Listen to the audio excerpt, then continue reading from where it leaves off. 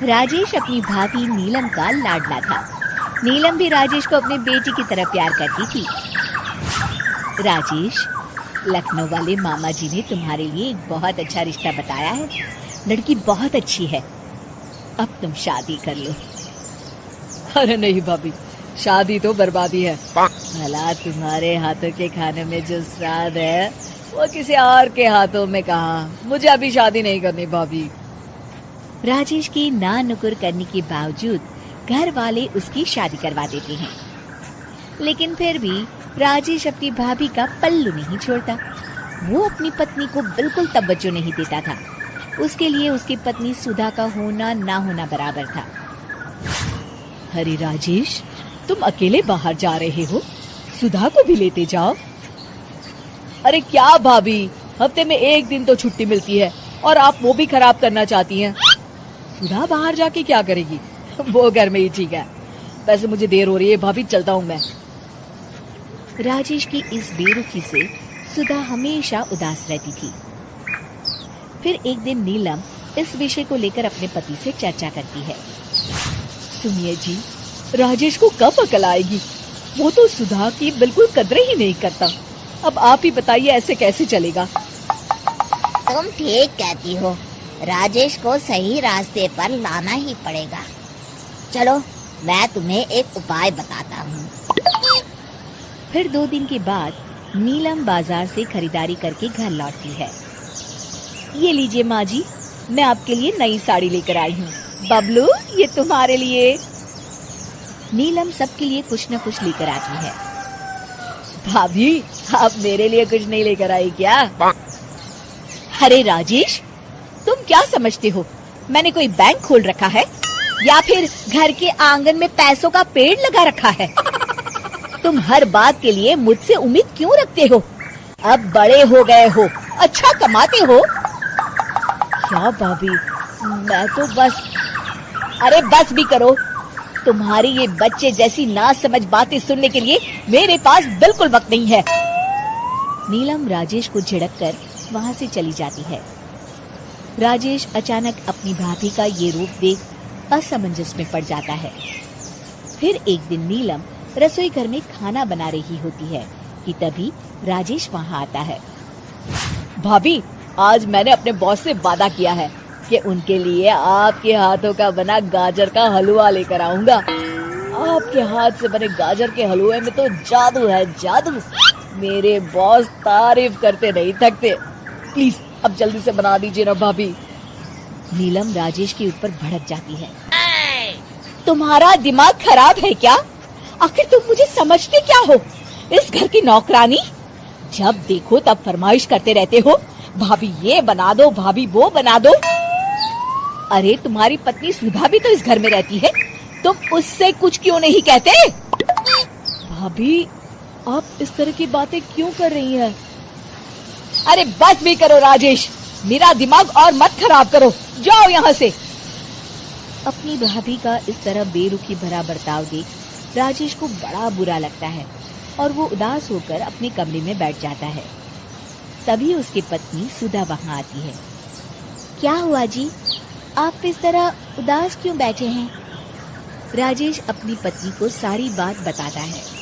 राजेश की बात सुनकर सुधा मुस्कुराती कहती है, बस इतनी सी बात। चलिए जी, मैं आपके बॉस के लिए गाजर का हलवा बना देती हूँ। अरे छोड़ो, तुमसे नहीं हो पाएगा, रहने दो। आप तो बस देखते जाइए जी, अभी आती हूँ मैं। थोड़ी देर के बाद सुधा हलवा बना के राजेश को देती है। फिर राजेश अपने ऑफिस चला जाता है। शाम को जब राजेश घर आता है तो खुशी के मारे अपनी पत्नी सुधा को गले लगा लेता है। अरे वाह सुधा, तुमने तो कमाल कर दिया। सच में क्या स्वादिष्ट हलवा था। मेरे बॉस बहुत तारीफ कर रहे थे और इस हफ्ते घर आ रहे हैं तुम्हारे हाथों का खाना खाने। और इतना ही नहीं, उन्होंने मेरा प्रमोशन भी कर दिया है। सच? हाँ, मुझे माफ कर दो सुधा, आज तक मैं तुमसे गैरों की तरफ पेश आता रहा।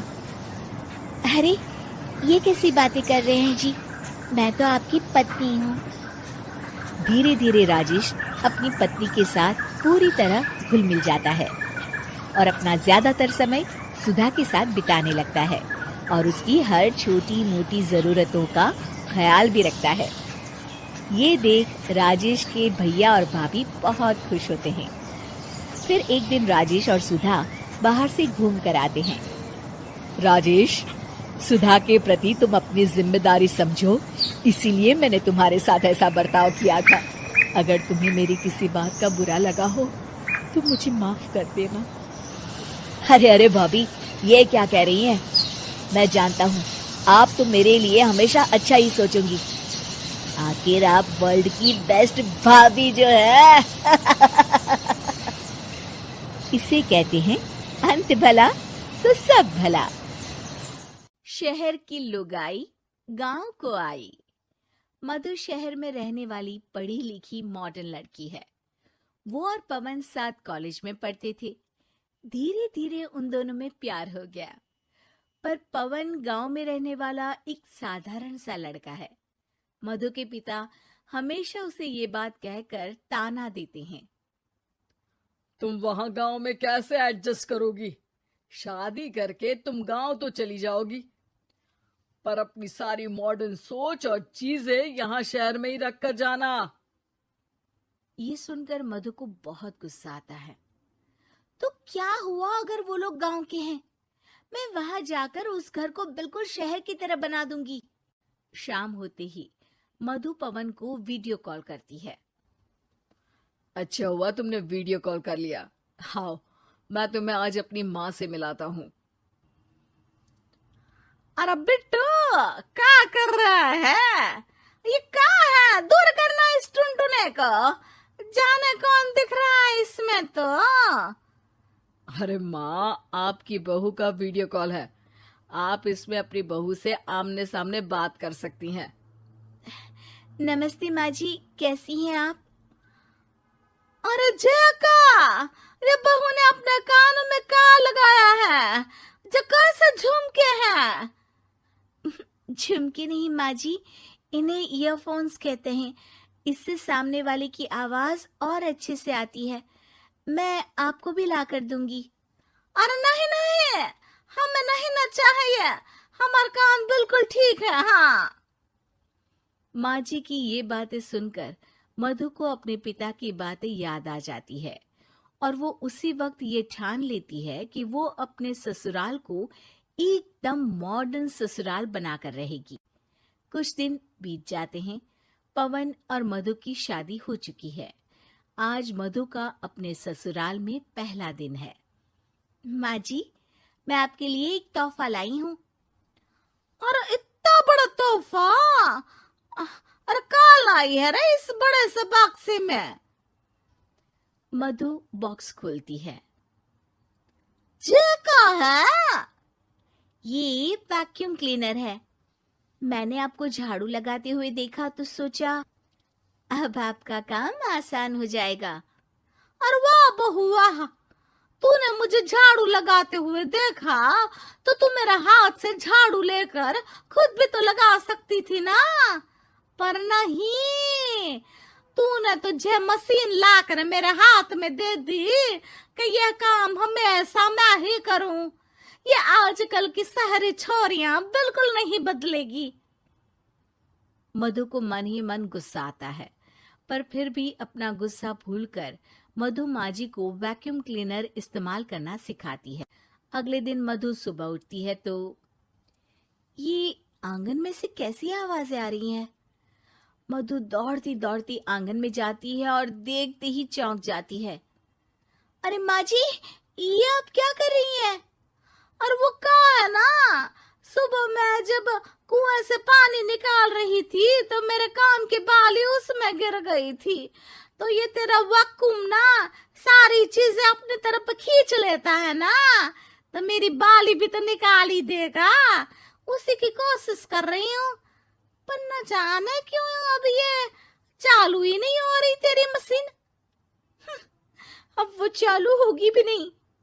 पर अब कुएं में से पानी निकाल क्यों रही थी? अरे कमाल करती हो ना बहू। पीने के लिए पानी क्या तेरे मायके से लाऊं मैं? अरे कुएं से ही तो निकालना पड़ता है। हाँ, पीने के लिए पानी, और वो भी कुएं से। मधु दिमाग लगाती है और थोड़ी ही देर में घर में वाटर प्योरीफायर लगवा देती है। ये देखिए माँ जी, इसमें बस एक बार पानी भर देंगे तो नल में पानी साफ होकर बाहर आएगा। अरे वाह रे बहू, ये तो बहुत ही बढ़िया चीज है। रात हो जाती है। मधु जैसे ही प्योरीफायर का नल चालू करती है तो वो अचानक से फट जाता है और सब जगह पानी पानी हो जाता है। अरे ये क्या हुआ? ये क्या हो गया? मैंने तो बस इसमें उबला हुआ पानी डाला था, ये इतनी जल्दी खराब हो गया। अरे ये सारी शहरी चीजें सब ऐसी ही होती है कबूरी।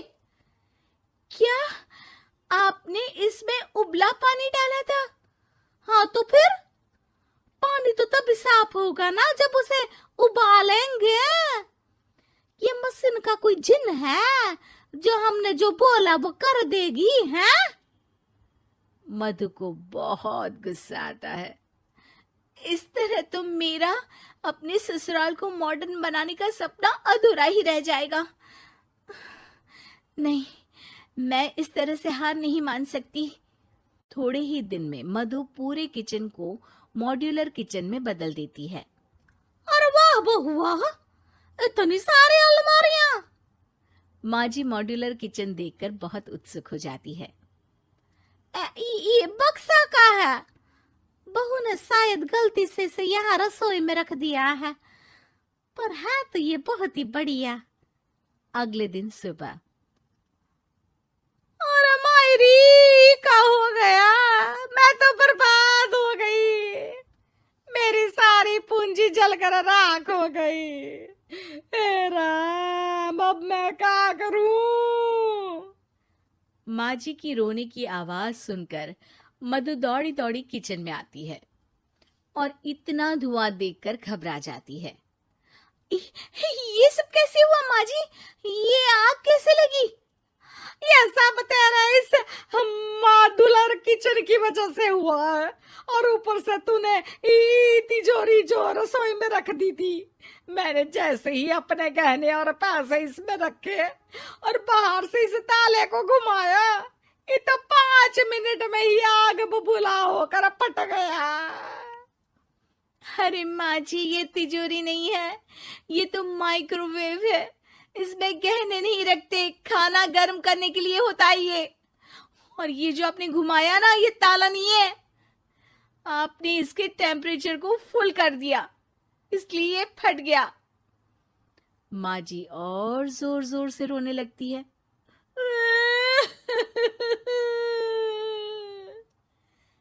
मधु सर पीट लेती है और कसम खाती है कि अब ससुराल को मॉडर्न बनाने की कोई कोशिश नहीं करेगी। मुझे माफ कर दीजिए माँ जी, आप जैसी हैं वैसी ही ठीक है। मधु को अपने पिता की कही बात याद आ जाती है और मधु वापस घर और किचन को पहले जैसा ही कर देती है।